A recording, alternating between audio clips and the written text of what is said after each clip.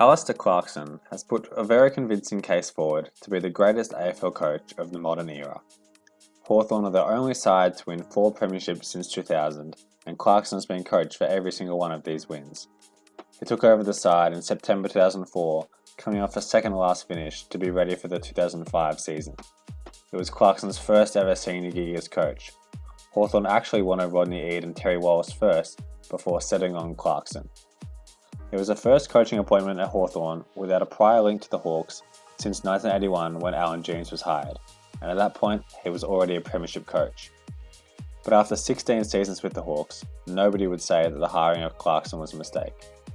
Even several of his prodigies have become AFL coaches, with Damien Hardwick, Luke Beveridge and Adam Simpson becoming premiership coaches too. Yet despite all these accomplishments Clarkson has, there is one prize that has eluded him. There are 2 main prizes a coach in the AFL can win. The first is if their team wins the premiership, as then they become the coach of the All-Australian team and win the Jock McHale medal. So as Clarkson has won 4 premierships with Hawthorn, he is also a 4-time All-Australian coach and 4-time Jock McHale medalist. The second award is not as clear-cut. You see, this award is decided by the coaches themselves. The AFL coaches all come together and vote for their top 3 coaches of the season. The highest vote getter receives the Alan Jeans Senior Coach of the Year award. As soon as personal opinion enters, it means the results can differ. For instance, do voters respect the coach that has taken his team from 14th to 5th, more than the top of the ladder side who were already a top 4 team the previous year? What do they consider the more impressive achievement? The award is also handed out before the end of the final series, meaning that the premiership result is not yet known, so does not impact the voting process.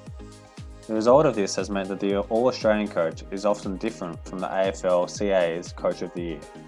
It has also meant that arguably the greatest coach of the generation, Alistair Clarkson, has never won the award. Now to determine why this is the case, we need to look at when Clarkson could have won the award.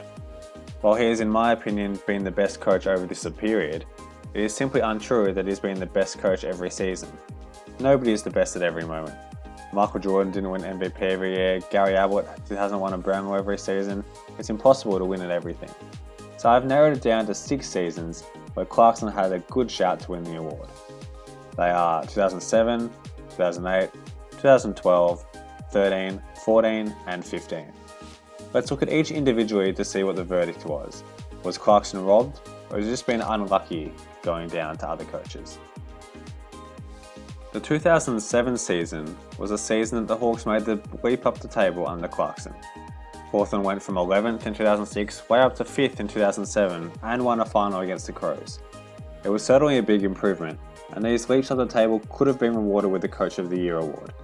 The young Hawks were looking like a team of the future. 21-year-old Jordan Lewis was now in the top 10 in the competition for disposals, and Buddy Franklin at 20 years old had the most scoring shots out of the whole league. However, there was an even bigger mover this year, with Geelong moving from 10th all the way to the top of the ladder. The Cats were 3 wins clear on top as well, dominating the competition, making Mark Thompson the obvious choice as the winner of this year's award. Even after winning the award, the Cats went on to smash the Power in the grand final by the biggest margin ever. I don't even think the biggest Hawthorn fan in the world would argue that Clarkson deserved it over Bob and Thompson this year. 2008 was the year that Clarkson won his first premiership at Hawthorn, beating the Cats in the grand final. The Hawks finished in 2nd place on the ladder and achieved the ultimate success. However, once again, Mark Thompson won the award. While it may be easy to quickly label Clarkson as robbed, this was not necessarily the case. As the award is given out before the grand final, Mark Thompson was a clear winner again. Geelong maintained their position on top of the ladder, but actually won 3 more games this season than in 2007. They finished the regular season with 21 wins and just 1 loss, at a percentage of over 160. There could only have been 1 winner. That is why it is actually so impressive that Hawthorn won the 08 grand final, and Clarkson deserves a lot of credit for that. That Geelong side was one of the all-time great sides, and his young Hawthorn side knocked them off. I think it speaks a lot to the ability of Clarkson that he was able to lead a side to beat this incredible Geelong team.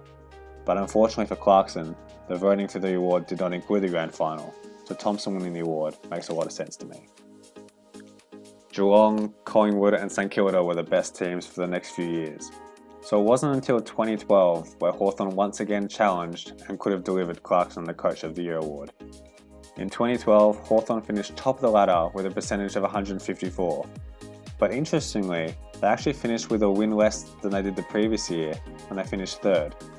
Despite the top of the ladder performance, John Longmire actually beat Clarkson to the award. In just Longmire's second year of senior coaching, the Swans finished third on the ladder in a year they weren't really tipped to challenge. The weekend after this was awarded, his Swans beat Clarkson's Hawks in the grand final. To me, this is the first occurrence where Clarkson actually had a fair shout of winning the crown. Looking back, it seems to make sense that the young coach in Longmire won the award, having gone on to win the premiership in just his second season. But Clarkson can consider himself unlucky not to have won that year, considering the premiership was not taken into account in voting. Brenton Sanderson at the Crows was arguably even more unlucky though in his first year, taking them up to third place and a kick from a grand final from 14th place in 2011. Based on how other awards have been given, I'm actually surprised that Sanderson did not win the award, but Clarkson certainly should have been close. 2013 was the only year in which the Hawks finished on top of the ladder and also won the flag. Dawson deprives him. They've done it. The best team all year. Yet Clarkson was still snubbed from the award. Port Adelaide's Ken Hinkley was voted the winner. In his first season as coach, he took the Power to 7th position on the ladder, then beat Collingwood in a final, having finished 14th in the previous season. Impressive, yes, but honestly, what more does Clarkson have to do? Keeps his team at the top of the ladder, winning 2 more games during the home and away season than the previous year, and then goes on to win the flag. Hinkley certainly had a good season, and probably wins the Most Improved Side award, although the Dockers on the line were pretty impressive too. But honestly, I think it's really rough not to reward Clarkson in 2013, and is a classic example of improvement being rewarded over excellence. The next year was 2014, and John Longmire won the award again, leading the Swans to the top of the table. Hawthorn were equal in wins with the Swans, but had 2 less wins than the previous year, so didn't show improvement. Narratively, the Swans had a good story, with a poor start for the season, then going 16-2 to finish the year, meaning they were the form team coming into the finals and when votes were cast. Hawthorn had also been through a fair bit that year. They had to learn to operate without a modern great in Buddy Franklin, who joined Longmire's side. Plus Sam Mitchell and Josh Gibson both missed considerable time with injuries. Mitchell and Gibson were the 2 men who won every best and fairest between 2011 and 2016, obviously with the exception of that 2014 season, so it was a massive loss. Clarkson also didn't coach for 5 games too, as he dealt with illness. This is the closest that Clarkson actually got to winning the award, as while the AFL don't release the vote counts, it was revealed that Longmire won by a single vote. Of course, the award was handed out before the grand final too, which would have swung in favour of Clarkson, considering the Hawks battered the Swans. To be honest, I would have actually questioned Clarkson winning the award this season, considering it was not a no-brainer decision and he missed a fair bit of time with illness, with the Hawks staying undefeated through the time he was absent. Should a coach not present throughout the whole year win the award? Or should he get credit for having quality systems in place, where he's not necessarily needed to be there? I don't actually know the answer, to be honest. So anyway, unlucky sure, but I wouldn't rush to label him robbed this year either. The final year that Clarkson had a shot to win is the year of Hawthorn's most recent premiership, 2015. In the home and away season though, Hawthorn came third, winning a game less than last season, but boasted the best percentage in the competition. There was not the same level of adversity experienced by Hawthorn in 2015 compared to 2014 with the missing players and Clarkson's illness, so a 3rd place finish was just not enough to win the award. The winner instead went to Bulldogs coach Luke Beveridge. I have no issues with Beveridge winning this award.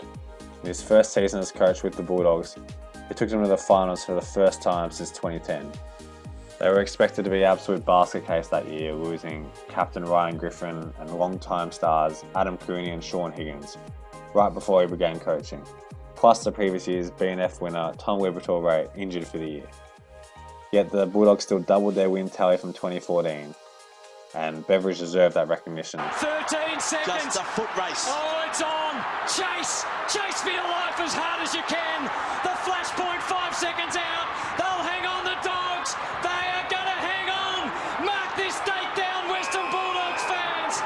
Saturday, May the 2nd, 2015.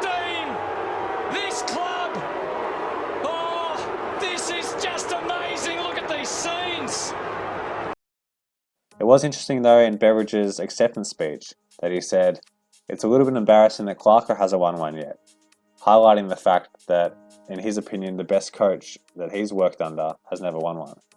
But Bevo has no reason to be guilty about this year.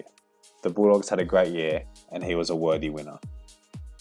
Another aspect that I haven't touched on is the nature of the award voting. Coaches are voting for their peers to crown the Coach of the Year. Would they want to reward someone who they don't personally like?